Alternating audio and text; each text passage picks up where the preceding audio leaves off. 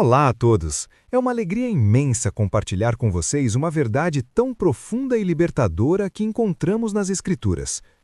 Hoje, vamos mergulhar nas riquezas do livro de Romanos, uma carta que o apóstolo Paulo escreveu com o coração ardente, revelando os fundamentos da nossa fé e a grandiosidade da obra de Cristo em nossas vidas. E o foco da nossa reflexão de hoje estará em Romanos capítulo 6, versículo 6. Peço que abram suas Bíblias comigo ou ouçam atentamente a estas palavras transformadoras. Sabemos que o nosso velho homem foi crucificado com ele, para que o corpo do pecado fosse destruído e não fôssemos mais escravos do pecado. Amigos, essa única frase carrega um peso teológico e uma promessa prática que podem revolucionar a maneira como enxergamos a nós mesmos e a nossa jornada de fé. Vamos desempacotar isso juntos. Primeiro, a expressão nosso velho homem. O que Paulo quer dizer com isso? Ele não está falando de uma versão mais jovem de você, nem de um eu passado que simplesmente cometeu alguns erros. O velho homem aqui representa a nossa natureza pecaminosa, aquela essência que herdamos de Adão, inclinada ao egoísmo, à rebeldia contra Deus e à busca incessante por nossos próprios desejos, independentemente das consequências.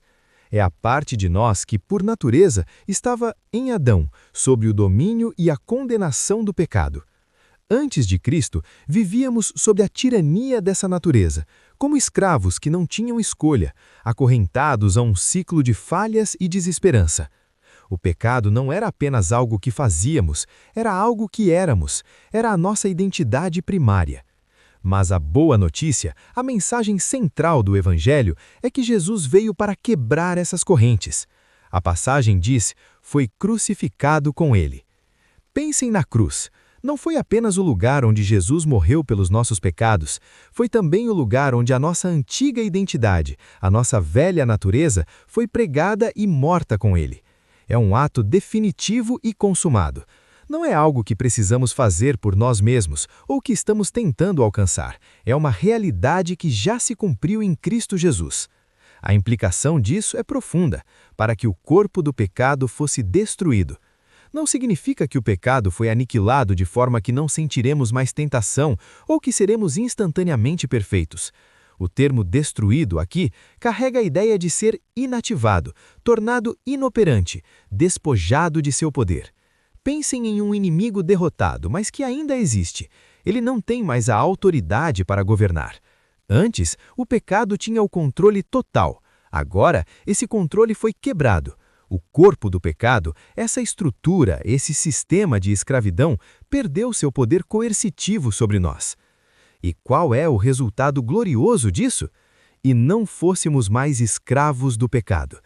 Que declaração de liberdade! A escravidão acabou, aquele jugo que nos oprimia, aquela voz que nos ditava ações contrárias à vontade de Deus, aquela culpa que nos prendia, tudo isso perdeu seu poder legal sobre a nossa vida. Não somos mais propriedade do pecado, fomos comprados por um preço alto, o sangue de Cristo, e agora somos propriedade de Deus. Isso é fundamental para a nossa compreensão da santificação.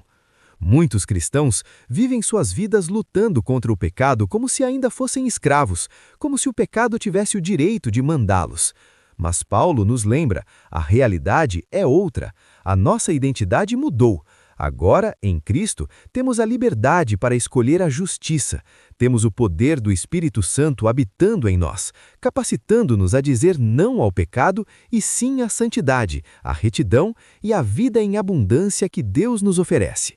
Essa liberdade não é uma licença para fazer o que bem entendermos, como se a graça fosse uma desculpa para o pecado. Muito pelo contrário, é a liberdade para fazer o que é certo, o que agrada a Deus, movidos pelo amor e gratidão ao nosso Salvador. É a liberdade de sermos verdadeiramente quem Deus nos criou para ser, desimpedidos pelas amarras da velha natureza. Então, qual é a nossa resposta a essa verdade esmagadora? É uma resposta de fé e de ação. Se a nossa velha natureza foi crucificada com Cristo, então devemos nos considerar mortos para o pecado e vivos para Deus em Cristo Jesus. Isso significa uma mudança de mentalidade, um novo paradigma. Em vez de perguntar como posso parar de pecar, talvez devêssemos perguntar como posso viver como alguém que já foi liberto do pecado. Amém?